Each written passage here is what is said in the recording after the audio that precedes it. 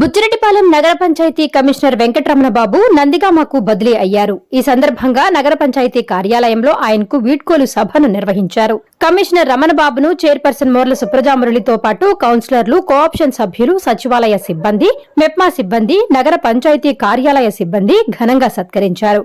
ఆయన చేసిన సేవలను ఈ సందర్భంగా పలువురు కొనియాడారు. నగర కమిషనర్ గా బాధ్యతలు చేపట్టిన 7 నెలల కాలంలో మంచి పేరు తెచ్చుకున్నారని ప్రశంసించారు. స్థానిక ప్రజలు చెప్పిన సమస్యలను వెంటనే పరిష్కరించేవారని తెలిపారు. ఎన్నో క్లిష్టతరమైన సమస్యలను కూడా పరిష్కరించారని అన్నారు. 7 నెలల్లోనే పలు సమస్యలు తీర్చి నగర పంచాయతీ అభివృద్ధికి తోడ్పాటు అందించిన నగర కమిషనర్ వెంకటరమణ బాబుకు వారు ప్రత్యేక ధన్యవాదాలు తెలిపారు.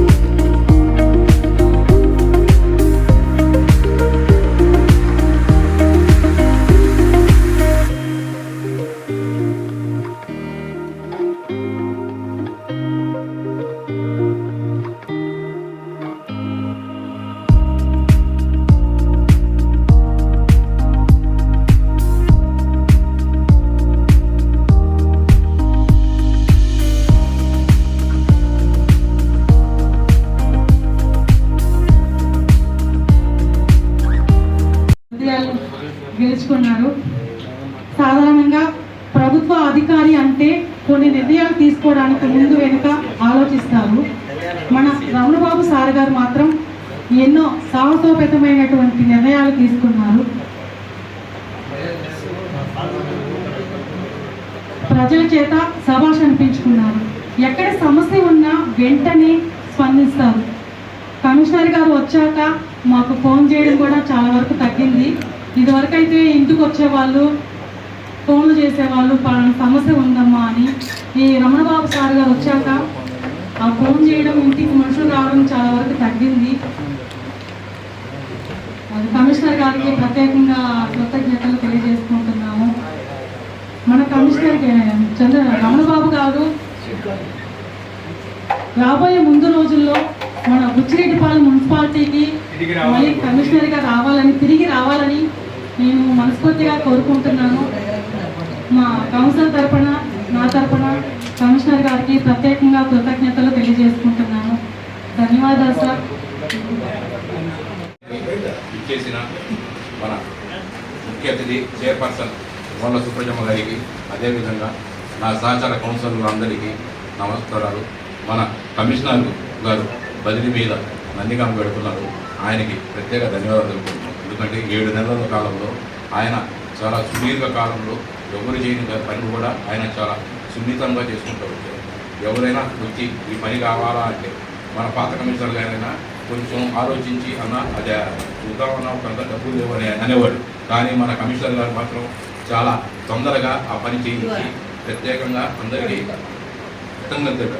అదేవిధంగా మన పారిశుద్ధ కార్మికులు ఈ విధంగా కొట్టారని తెలియగానే ముందర ఉండి పోలీస్ స్టేషన్ పోయి వాళ్ళ మీద కేసులు పెట్టించి వాళ్ళని ఆపరేయించి ఆ రోజు చాలా చేశారు. అంతేకాకుండా ఆడున్న మందుల కాడ పోయి వాళ్ళ గురించి మాట్లాడి చాలా డిస్కషన్ చేశారు. అదేవిధంగా ఈ కమిషనర్ గారు నందిగామ పోతున్నారు. 1 సంవత్సరం లోపల మళ్ళీ బుచ్చికి వస్తారని నేను ఆశిస్తున్నాను. అందరికీ నమస్కారం. చైర్పర్సన్ గారికి నమస్కారం. ఈరోజు కమిషనర్ రమణబాబు గారు వీడ్కోలు సభ అంటే మాకు కూడా కొంచెం బాధగానే ఉంది. ఎందువల్ల అంటే మేము రిపోర్టర్లుగా ఎంతోమంది ప్రజాప్రతినిధులు చూస్తుంటాం, ఎంతోమంది అధికారులు చూస్తుంటాం, వస్తుంటారు, బదిలీ అయిపోతుంటారు. అయితే ఏ అధికారి ఏ తీరులో పనిచేస్తాడో పరిపూర్ణంగా మేము వాళ్ళని స్టడీ చేస్తుంటాం.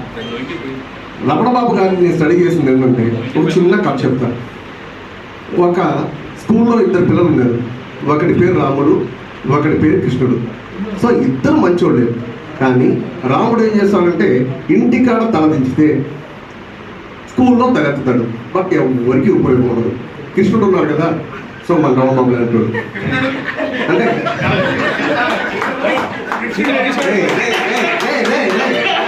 కృష్ణుడు అంటేనే నెగటివ్ తీసుకుంటున్నావు చూసావా, నీ బుద్ధి అర్థమైపోతుంది.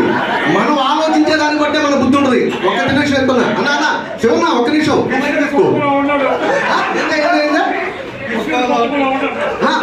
అది అన్నా అంతగా వద్దు. నేను ఎందుకు చెప్తానంటే అంటే ఒక చిన్న కంపేర్ చేసి చెప్తున్నా. కృష్ణుడు గురించి ఎందుకు చెప్తున్నాను అంటే, అతను స్కూల్కి పోయేటప్పుడు ఎక్కడన్నా ఎవరన్నా ఏదైనా ప్రాబ్లంలో ఉంటే ఆ బండి నెట్టడం, ఏమన్నా రోడ్డు దాటలేని వాళ్ళు ఉంటే రోడ్డు దాచించడం. సో అతనికి వీలు పడ్డ పనులన్నీ చేసుకుంటూ స్కూల్కి వెళ్ళేవాడు. సో ఇద్దరు మంచోళ్ళే. కానీ రమణబాబు సార్ ఏం చేసేవాళ్ళు అంటే, ఏదైనా ఒక నిర్ణయం తీసుకున్నప్పుడు మాత్రం శాసనోపేతంగా తీసుకుంటారు. జనరల్గా మేము ఒక వార్త రాస్తే, పాజిటివ్గా రాస్తే నాయకుడు కానీ అధికారి కానీ అబ్బో ఉబ్బిపోతారు.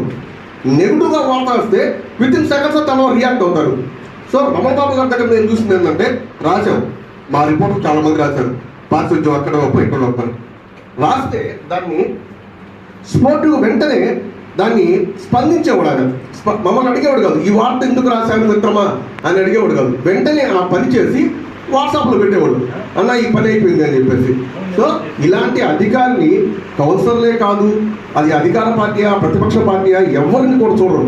ప్రతి ఒక్కరు కూడా అలాంటి అధికారి కావాలని కోరుకుంటారు. ఇప్పుడు ఆయన మాచర్లో పనిచేసే విషయం చాలా విషయాలు మీకు తెలియదు. మా రిపోర్టర్ని అడిగాను నేను అక్కడ, అంటే నేను స్టేట్ వైడ్ మేము మా కనెక్షన్స్ ఉంటాం కాబట్టి అడిగాను, వాట్ ఈజ్ వాట్ అని చెప్పాను. ఎక్సలెంట్గా చేశాడన్నా, చాలా అవార్డు తీసుకున్నాను అని చెప్పేసి.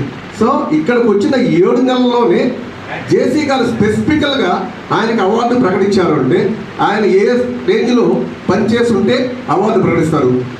ఈరోజు నెల్లూరు జిల్లాలో ఎన్ని మున్సిపాలిటీలు ఉన్నాయి, ఎంతమందికి వచ్చింది అవార్డు? సో మన బుచ్చిరెడ్డిపాళెం మన కమిషనర్కి అవార్డు వచ్చిందంటే మన కౌన్సిలర్కి, మన చైర్పర్సన్స్కి, మనందరికీ మంచి పేరే కదా. అలాంటి అధికారి ఈరోజు బదిలీ అయిపోవడం సో అందరికీ బాధగానే ఉంది. మీరు కోరుకున్నట్టే 10 నెలల్లో ఇప్పుడు చంద్రశేఖర్ రెడ్డి 10 నెలలకు 7 నెలలకు వస్తున్నాడు, ఆయన కూడా మళ్ళా 10 నెలలకి రీబ్యాక్ అవుతారు. అందరూ కోరుకుందాం. శివన్న నువ్వు గట్టిగా కోరుకో.